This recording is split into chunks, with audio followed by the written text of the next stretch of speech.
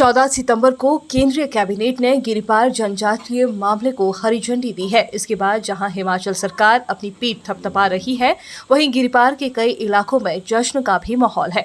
दरअसल कांग्रेस का इस मामले में ये कहना है कि लोगों की मांग के मुताबिक समूचे गिरिपार को जनजातीय क्षेत्र घोषित किया जाना चाहिए था, मगर सरकार ने यहाँ कुछ विशेष जातियों को ही जनजातीय क्षेत्र का दर्जा दिया है, जबकि लोग यहाँ पड़ोसी राज्य उत्तराखंड के जौनसार बाबर की तर्ज पर समूचे गिरिपार इलाके को जनजातीय क्षेत्र घोषित करने की मांग कर रहे थे।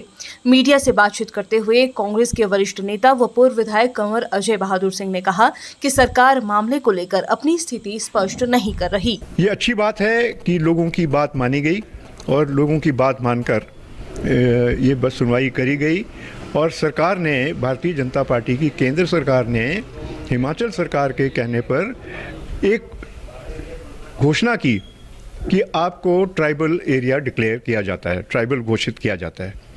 पर बड़े हैरानी की बात है और बड़ी पेचीदा और कुछ इसमें मैं समझता हूँ ज़रूर कुछ पर्दे के पीछे कुछ और नया भी कुछ सामने आने वाला है जब नोटिफिकेशन हो जाएगा।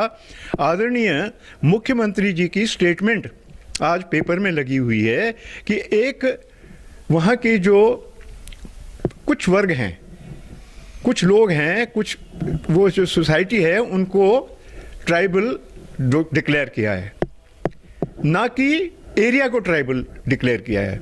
लोगों की मांग थी कि जौनसार बाबर की तरह जो ट्राइबल डिक्लेयर किया है, हमारा गिरिपार का इलाका भी ट्राइबल डिक्लेयर करना, एरिया ट्राइबल एरिया डिक्लेयर करना चाहिए। तो वो नहीं हुआ और इसमें ये बताया कि कुछ इतने लाख इसमें आएंगे, इतने लाख नहीं आएंगे, इसमें ये आएंगे।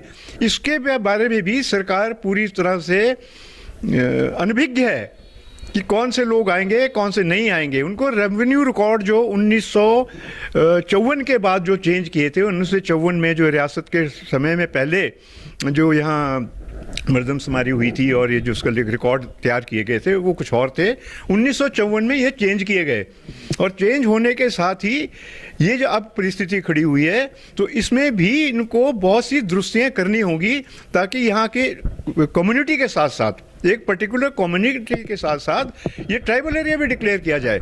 अदरवाइज जो ट्राइबल डेवलपमेंट फंड जैसा कि आपके जौनसार बाबर में आता है वो उससे उपेक्षित रहेंगे हमारे लोग। तो मैं ये चाहूँगा कि इसमें कोई बुरी बात नहीं है, लोगों की डिमांड माननी चाहिए, पर ये आप इस तरह से खेल हो रहा है जैसे कि एक पुरानी कहावत है कि खरगोश के साथ दौड़ रहे हैं और शिकारी कुत्तों के साथ शिकार कर रहे हैं। To run with the hound and hunt to run with the hare and hunt with the hound, ये पुरानी कहावत है। तो ये वो है, सरकार को स्पष्ट करना चाहिए इसमें, and they should be declare tribal area. इसको करके और जो शेड्यूल कास्ट जो हमारे भाई हैं वहाँ, उनका भी इंटरेस्ट उसमें देख करके ये किया जाए। तो ये बहुत पेचीदा सवाल है और मैं चाहूँगा कि सरकार इस पर पूरी तरह से लोगों को सामने आए और गुमराह ना करे।